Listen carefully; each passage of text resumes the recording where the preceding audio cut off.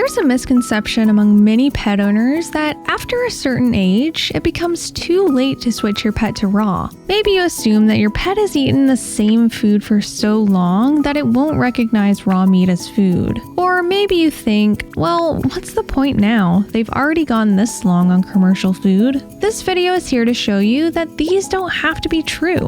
In reality, any pet at any age can not only switch to a raw diet, but thrive on one as well. It's never too late, and to prove this to you, I'm going to share a few stories from raw feeders who transition their adults and senior pets to raw. Let's start with Remy.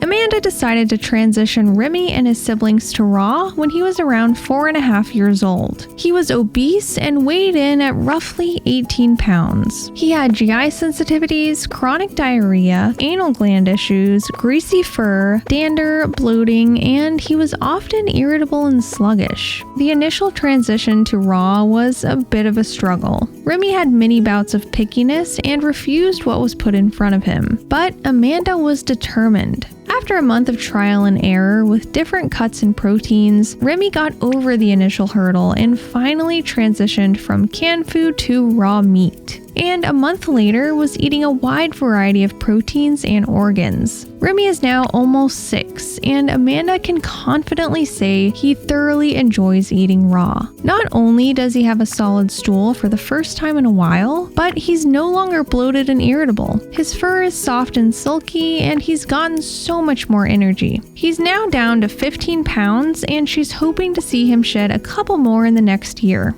Now let's take a look at Loki. Loki entered Ronnie's life in June of 2012, while her other dog Pika was around 4. Even at a young age, Loki struggled with episodes of bloody diarrhea and what seemed like a never-ending battle of skin and ear infections. After many vet visits with little relief, Ronnie was at a loss and very frustrated. Desperate to help him, in 2013, Ronnie gave raw food a try and began feeding 50% dry food and 50% raw. The transition process for Loki and Pika actually went quite smoothly, and in 2014, both dogs were happily eating a complete and balanced raw diet. After the switch, Ronnie noticed a dramatic difference in Loki's quality of life within just 4 short weeks. The bloody diarrhea virtually stopped and never occurred again, and the skin and ear infections went away. Ronnie was very inspired by this whole experience, and since then has made raw feeding not just a part of her life, but her career as well. You may know her as the owner of Perfectly Rawsome.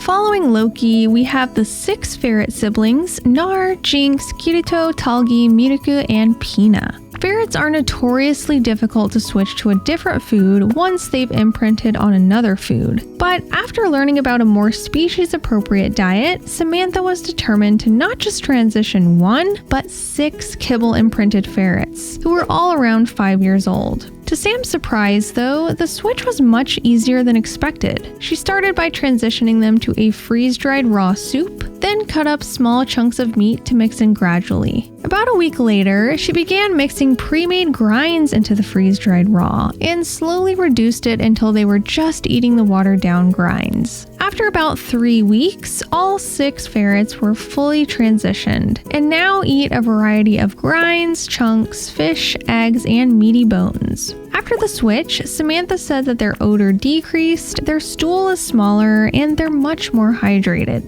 Next, we have Stormy. Stormy was rescued by her owner Hanbi when she was about 4 months old, and for years, Hanbi struggled to get her to enjoy kibble. 3 years later, while continuing the search for a more enticing food, Hanbi learned about the raw diet. She started Stormy on kibble boosters, then transitioned her to a pre-made raw, and finally to a homemade raw. Stormy's transition went pretty well, other than being a little picky over raw bones and organs at first. After the transition, Hanbi saw Stormy's food drive and excitement go up tremendously. Additionally, Stormy lost some excess weight, had a better stool, and her dental health improved. Stormy is now 8 years old and thriving on raw, while Hanbi shares her passion on the raw diet through her website and social media platforms, also known as the Raw Storm. Now, let's talk about Theo. Theo's owner Darren started considering an alternative diet for his cats after picking up Dr. Pitcairn's Complete Guide to Natural Health for Dogs and Cats in the late 90s. This opened his eyes to what a natural diet should be for our pets, and since has raised many cats successfully on raw. Sometime later, 6-year-old Theo came into his life. Theo ate kibble at the time, but Darren wanted to switch him to raw, as he's done for his other cats in the past. He tried out pre-made raw, but Theo turned his nose up at it, which was actually mind-boggling since every other cat he owned had eaten raw no problem.